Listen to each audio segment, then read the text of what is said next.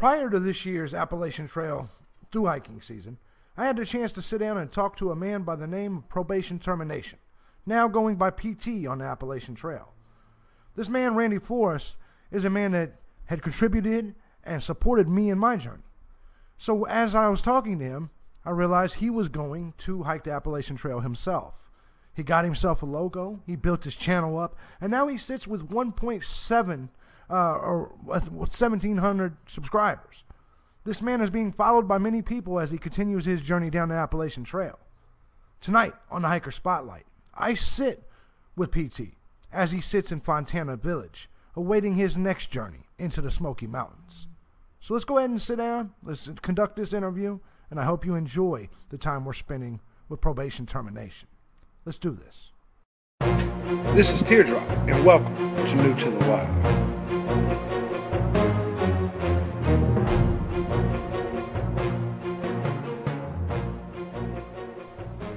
Ladies and gentlemen, we are back with the first Hiker Spotlight of this season since the season's really got started. You guys know I've been out there and can't return, but there's one man that's still out there. That is our good friend, Randy, also known as Probation Termination. Randy, I got to ask you, man, how's the hike going, brother? It's going great. You know, I've had a lot of challenges physically and, a little bit mentally, but I'm loving every day.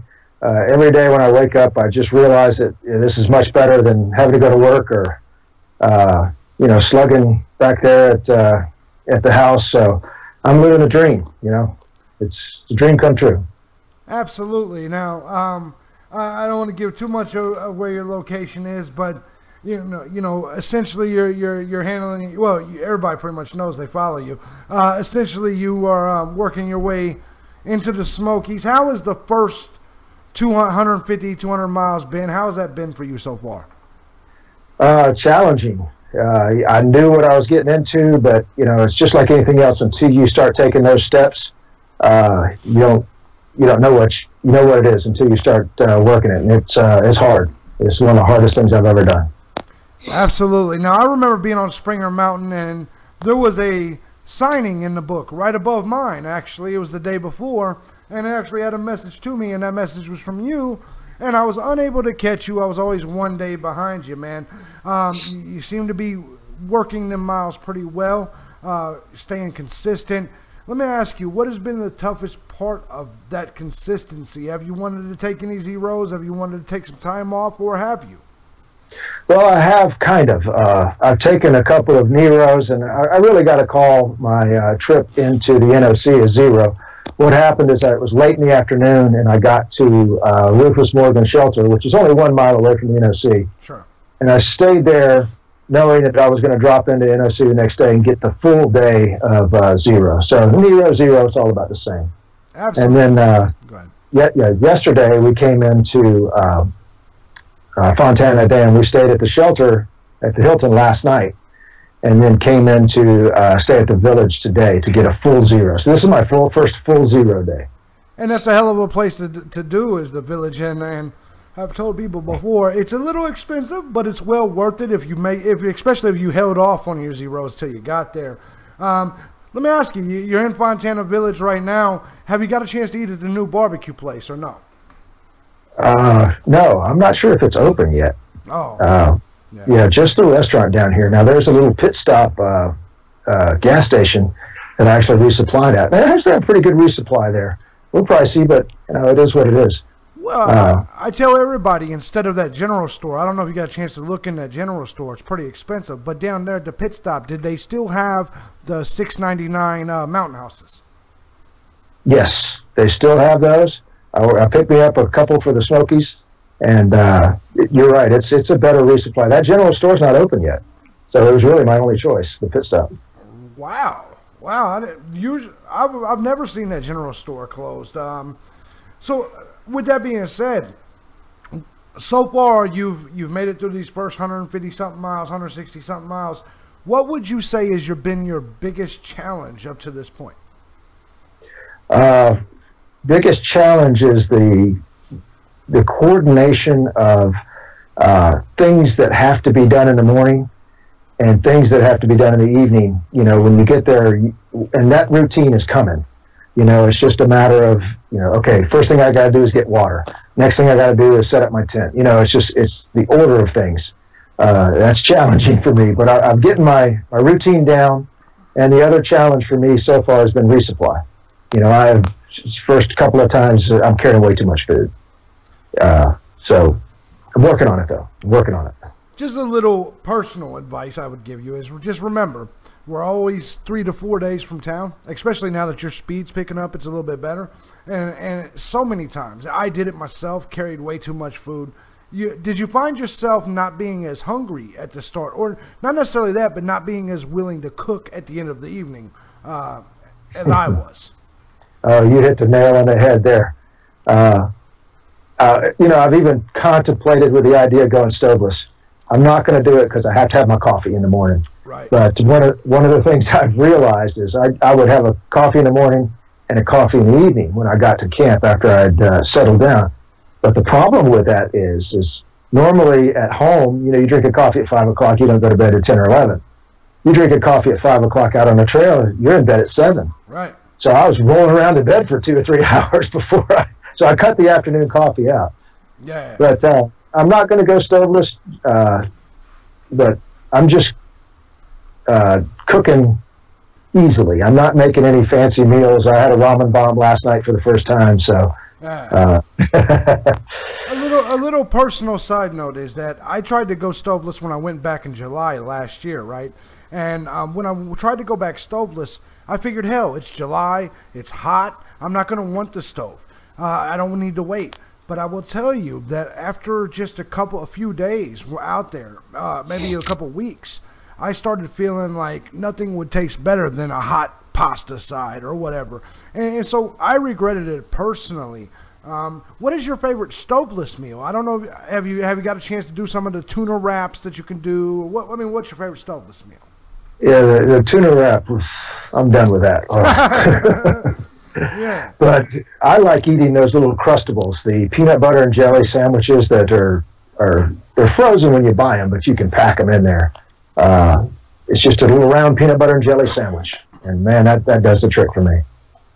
Absolutely, man. So let me ask you. I know how much rain I faced in Georgia when I got down there. Did you get a single view in Georgia? One day. It was a sunny day, and I got some views, but it was an interesting challenge because I had told myself going into this that I wasn't going to stay in any shelters. Right. I think so far, out of the 15 days I've been on the trail, I've only slept in my tent maybe 3 times because of the rain. Packing up a wet tent adds an extra pound or 2 to your pack. That's absolutely right. I stayed in shelters majority of the time I was out there. And I understand what you went through, brother. All that rain is tough, and it is. So let me ask you: did it discourage you at all? Did it ever make you even look at it and say, I'm not getting no views? What the hell? Not at all. Here's the way I look at this: is I'm doing this for fun, and it's for me. And if I'm not having fun, what am I doing out here? So it's fun to me still. I'm sure there's going to be days as time goes on that it's going to beat on me and wear me down a little bit, but I'm still having a blast.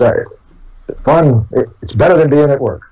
No, I get it completely. I get it completely now, and I do agree that as long as you're still having fun out there, that's what all of us need to do. You know what I mean? Some of us kind of lost it a little bit, and but people like yourself. Being your first time out there going for it, I have to ask you at this stage, because if you've made it to Fontana, you realize that physically you could probably make it to Maine. Has that realization hit you yet? After I get through the Smokies.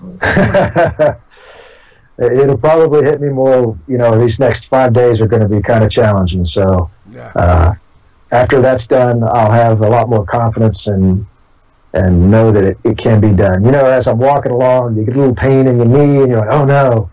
Pain in your shoulders, oh no. You twisted ankle a little bit on a slip, you're thinking, oh no, this could end my hike. But, I can't let that affect me. I agree completely. I got to ask you, so far, because I know that you have been now through the Balds, through everything in that region, leading up to where you're at right now. What is your favorite location that you've seen? Did you get good views on the Balds? I had a great day 2 days ago, and went up on Chiola Bald. Mm-hmm. And it was like the heavens had opened up. It was unbelievable walking around and like, wow, here it is. Yeah. And it just so happened that the sun was hitting the mountain on the perfect side. I peeled my shirt off and took my pack off and just laid down in the sun for 15, 20 minutes and just relaxed. It was a perfect moment. Did you go up, was it, I'm trying to think of the name, was it a Siler Bald where you had to go up the grass up to the top of it to actually get the view? Did you take that route, or did you just go to the shelter and move on? You know, I went by it, yeah, and I saw the trail, and I looked up the trail, mm-hmm, and I'm saying, I'm not going to make that trek because it was another one of those days. It was the fog and the clouds and all. So no, I didn't do that one. But that same day, I think later on you get to a fire tower. I'm not sure if it's Wesser or Wya. It's Wesser. And Wesser, okay. And I got up on Wesser Bald, and it had cleared for me, and it was a great. Was the tree still burnt up at Wesser? Oh yeah. Yeah. It's amazing to see the devastation that fire did, but then again, the recovery that the land is making. Yeah. It's coming back. Last year I was there kind of right after it happened, and it was sad. It was sad. I was on Wesser Bald, the tower, the whole top of it was burnt off. They're building it back. Okay. All right. Yeah. So it looks like everything's coming back together. But to know that the trees are still, I mean, obviously they were still going to look burnt. But it's just weird how, to me, it's crazy how long the devastation of things like that lasts, to the point where here we are in your hike this year, and you're still seeing it.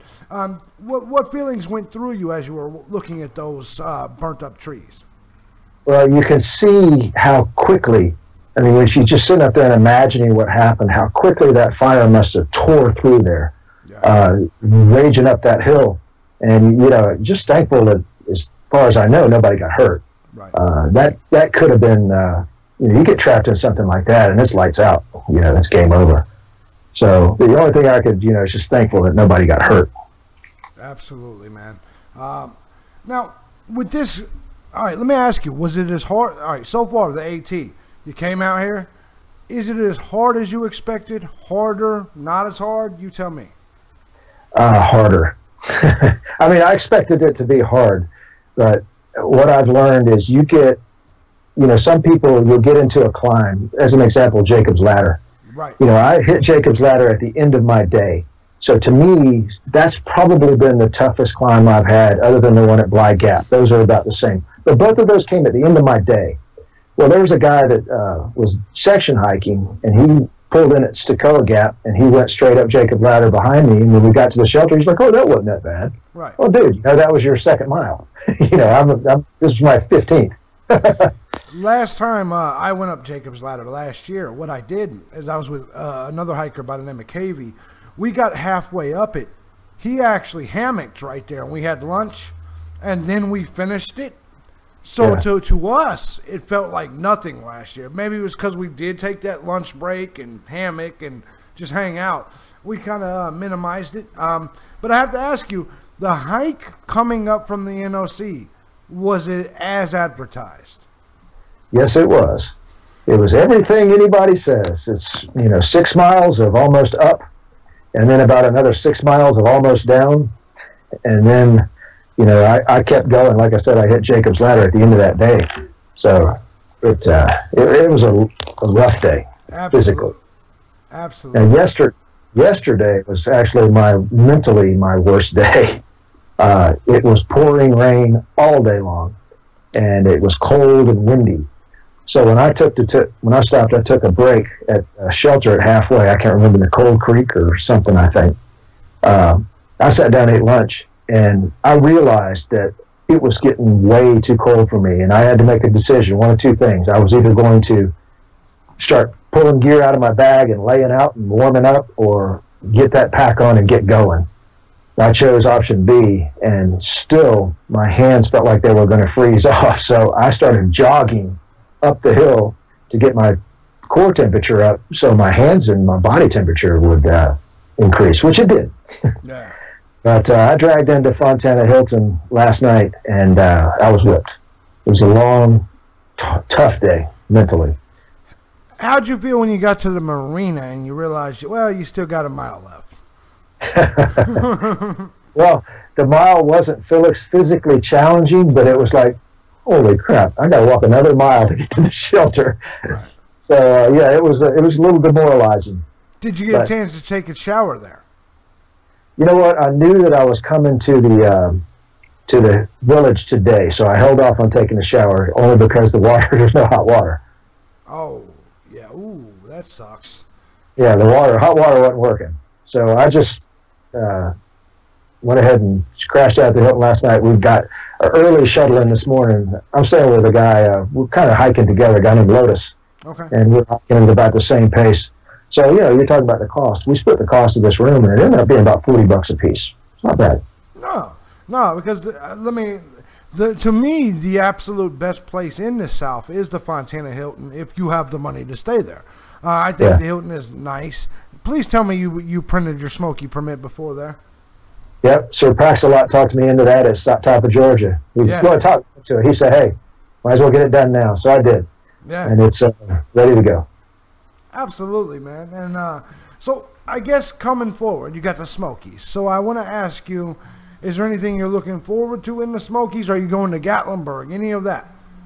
Well, I was planning on hiking through it, doing a 5-day hike through it, but my partner Lotus has already got reservations at, I think, a Days Inn in Gatlinburg. Sure. And a shuttle lined up, so I'm going to stay with him, and we're going to take a zero. We're going to get picked up at Klingman's Dome and take a zero there, and then come back the next day and finish out the Smokies. The next day. It'll take a few more days to get out the Smokies.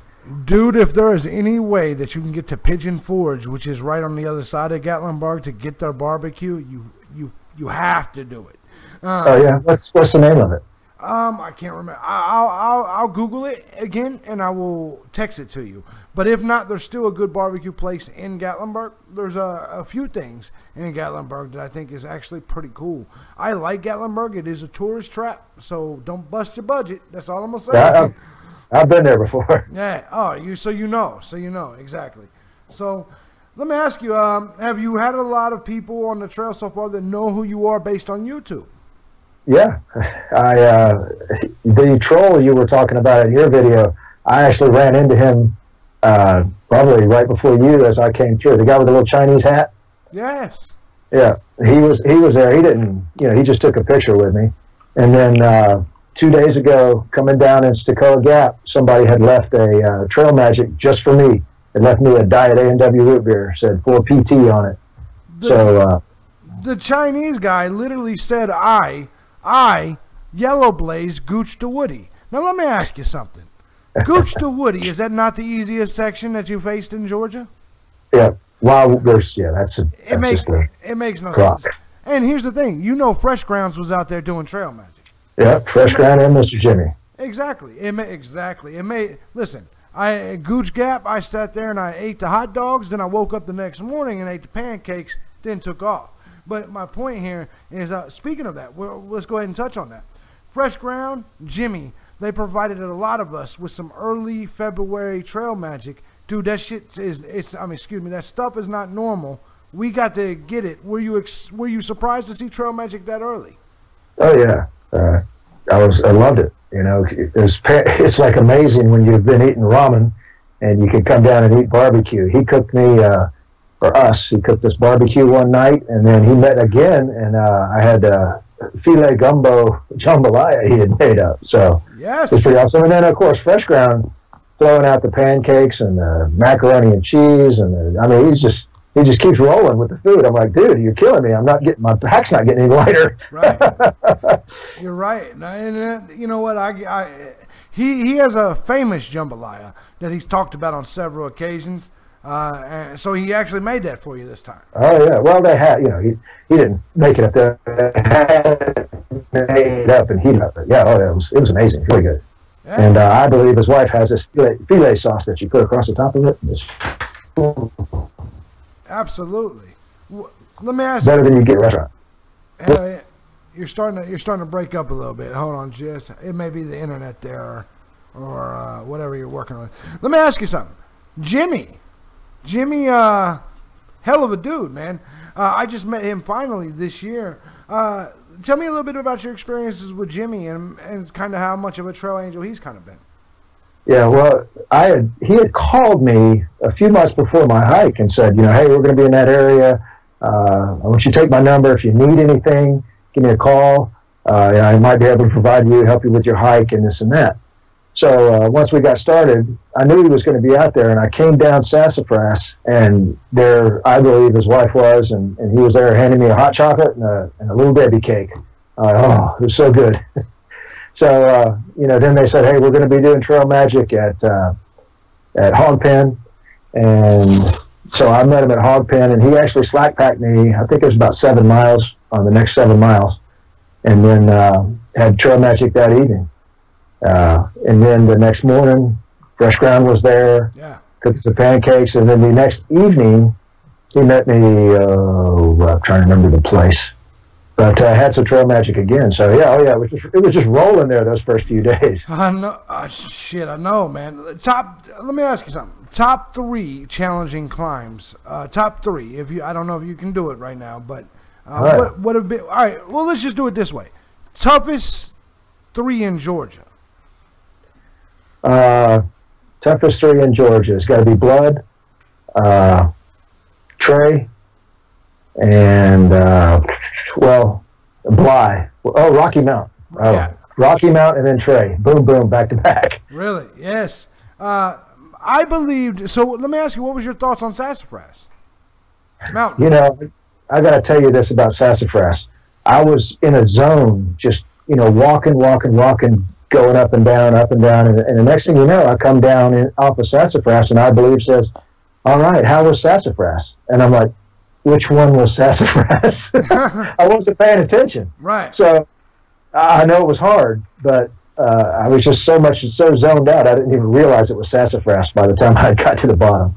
So Rocky Mountain, of course. What about Kelly's Knob, man? Right before you come into Dix Creek. Well, you know what I'm saying. Oh yeah, there you go. Okay, top 4. Right. Now, to me, Trey Mountain is kind of like an ice cream swirl. It kind of swirls around the mountain as you go up. To me, the approach to Trey was harder than Trey itself. But in North Carolina, let me ask you, man. You've done the Balds. You've got to Franklin. You did the climb out of NOC. What's your most memorable moment so far in North Carolina? Probably Chihuahua Bald. Getting to the top of that, like I said, it was almost like the skies opened up for that moment for me to come around that corner and see the views I got. It was just surreal at that time. It was made for me. Absolutely. So moving forward, what are you looking forward most to? Maybe let's just go with the next month, because I'm going to try to do this again with you in probably about a month. I want to keep doing this as often as we can. So in the next month, you're looking at, obviously, Hot Springs, Damascus probably. What are you looking forward to the most in the next month? Well, Clingman's Dome first. The weather, depending on what I'm just looking at, like 9 degrees at night and 26 degrees during the day. But we'll see, when I get up there. Clingman's Dome, Max Patch, I think is coming up. Going through Damascus, just, all of the things I've seen up to this point in other people's videos, now I'm seeing them. So it's exciting, like, wow, I remember seeing that in so-and-so's video or that video. And even the Wade Sutton Memorial, touched me. I'm like, oh, I've seen this. Yeah. It's pretty cool. So lots of things happening in the future that I'm looking forward to. Going up to Clingman's Dome, I'll tell you, that's where the trees change for the first time. Just at least for that portion, you'll see they train. Just remember I said that. I'm not going to spoil it. You just remember I said that, because next time we talk, I'm going to ask you about them trees. And because it will be an amazing feeling for you, at least at that moment. But with all this being said, man, I don't want to take up too much of your zero. We're going to talk again. I know some of your followers are probably watching this. I know they've been following you. Any words to your YouTube supporters? How much help have they been for you during this journey? The replies, at first were kind of overwhelming. It's like, I would get to camp and I would have 50 or 60 replies. So I would read each one and try to reply to each one. And I finally realized, I can't do that. So on one of my next YouTubes, I said, listen, I'm reading them all. I so much appreciate the encouragement. Because, you get out there and you feel like the people are hiking with you. Because they really are. They're following your videos and they're loving each one. So I almost feel like I have a responsibility, not in a bad way, to keep going and keep giving those views and all that stuff. And then in the long run, when it's all said and done, this library of videos will be here for me and my family and anybody that wants to watch them forever. So, I love all the replies. I've actually gotten some neat tips from some people. One guy saw me pouring oatmeal in a cup. He said, dude, you can just eat that oatmeal, just pour the water in a bag. Right. I didn't think that little paper bag could handle the heat of the water, but it does. So, some people are giving me tips that are helping me along. Yeah. And that's the beautiful thing about YouTube. That's why no matter how many trolls are ever there or anything of that nature, you still gotta, there's so many more people that love you and support you and want you to make it through. And so I'm glad you're getting to experience the positive side of being a YouTuber. With that, all this being said, man, I know you want to get back to your zero. So what I want to do is look at you and think, next time we talk, maybe Damascus, maybe whenever, because I do want to follow you through this whole thing. Last question. Some of the people you met, any memorable people that you feel that you'll remember for the rest of your trip? Well, right now, Lotus, the guy I'm hiking with now, he's faster on foot. He kind of blows by me, but we're ending up in the same shelter each night. Yeah. And, we've kind of become pretty good friends, and, we're doing this thing at least for the next week or two. He's probably going to jump out ahead of me once we get past the Smokies, because he's ready to jump to 20s. He's got the ability to do that. Yeah. I'm not sure if I'm ready for that yet, but, as the time goes on. So I've made friends with him and a couple of guys, and one guy's Zen Master, he's struggling with some injuries. He's behind me. Been hiking with a little guy, younger guy named Chowdown, yeah. And he's a good guy. People coming and going, they're all great people, and as to whether I'll be able to stick with them or they'll be able to stick with me as time goes on, I don't know. But there's enough people around here to keep me from not getting lonely. No, I agree completely. And so listen, man, I really appreciate you taking the time on your zero to talk to me, man. And okay. With all that being said, I'm rooting for you, and I'm sorry I can't be there with you, and I really wish I could have caught you, and I really wish we could have done it. But either way, I'm rooting you on, much like you were rooting me on previously. So I hope you make this, man. I think you got it. And any final words that you want to give to maybe the 2018ers that are still coming out? Any pieces of advice, anything like that? Before I do that, I want to ask you one thing. You were saying in your video, it sounds like you're going to be moving to Orlando. Yes. That's 30, 40 minutes from me, bro. So no matter what, when I get done with this thing, let's hook up and grab a cold one or something. Absolutely. I'll be in the Orlando, Kissimmee area. I'll be right there. So, yeah, let's do it for sure. In fact, it's something I'm not talking about a whole lot, but I'm down there. I'll be down there. I'm not done hiking. Let's just say that. You know what I'm saying? Yeah. So I'll leave the rest of that to the imagination, and I'll tell you in an email what I got kind of planned. But anyways. Right. Well, let me ask. I'll answer your other question too. Yeah. For people that are, because there's a whole crowd of them starting this weekend. Right. And really, I hate to be cliche or whatever, but as you get going, you got to hike your own hike. You can't try to hang with somebody that's stronger than you, and you can't lag back to wait for somebody else. And, it's a learning experience. Every step you take, every night you break down and get your gear out and you learn more and more and more. So, just don't overdo it the first week or two, or you get yourself hurt, and the next thing you know, you're off the trail. That's all I can say. absolutely right. And you know what? I realized that even when I was doing what I do, and then you did the right thing by just continuously moving forward and not letting me catch you. Because I know we both wanted to connect, but I wasn't going to kill myself to get to you. And I'm glad you didn't slow down, because that could have altered your hike as well. You know what I mean? So, last question. I got to ask you this one. What do you think of Bob Gabrielson, my man, Sir Pax-a-Lot? Oh, shit. The nicest guy in the world. I mean, I actually sat through his speech a couple of times because, you know, as he was giving his speech, I would think of another question to ask him. Yeah. And probably one of the most knowledgeable guys about the trail, especially in that area out there. I mean, what a hoot. The story about his tooth was funny. He super glued his tooth back in just to finish the trail. That's dedication. I got to ask you, did you go to Laurel Creek Falls? Me and Bob harp on this shit all the time. Did you right there at Three Forks area? It was your first day on the trail. Day one. Oh, yeah. Day one. That was the highlight of my day one. Yes. Absolutely gorgeous. And, you know, with all the rain, the water is just flowing through there. Yeah. It was so cool. Yeah, absolutely. Well, listen, man. Okay, one more question. Has anybody tried to change your trail name yet? Well, I don't know if you saw my very first video, but I pulled a Leroy Jenkins on the first video. Yeah. You still there? Yeah, I'm still here. You say you pulled the Leroy Jenkins. I'm sorry. You did kind of, it did kind of give a problem, right. But go ahead. Okay, well, you being a gamer, you know the Leroy Jenkins story, right? Uh-huh.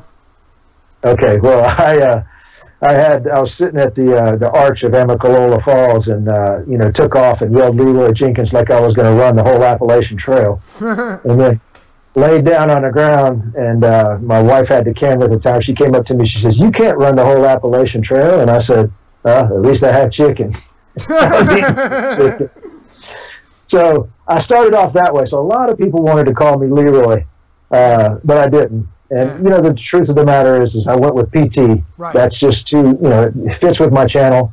Right. Some people are calling me PT Cruiser. Right. You know, a lot of different things. But PT is just too easy. Oh, I've seen the sign-ins. I know you're going by PT. I just was curious.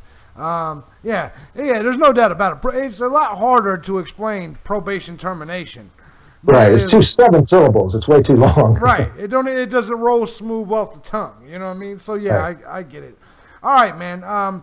Go enjoy yourself, man. This is your time, man. You got a hard day tomorrow. You going to Molly's Ridge tomorrow?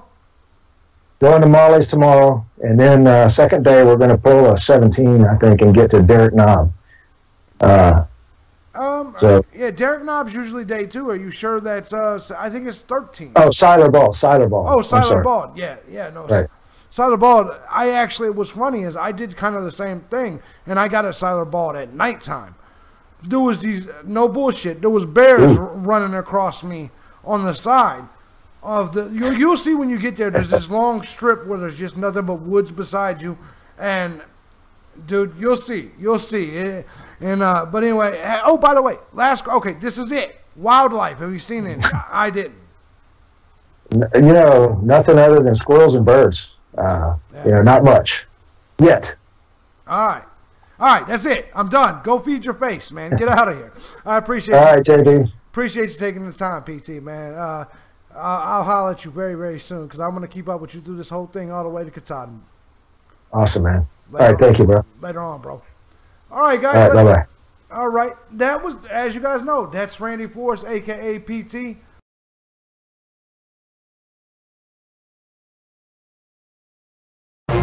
Bye, bitches.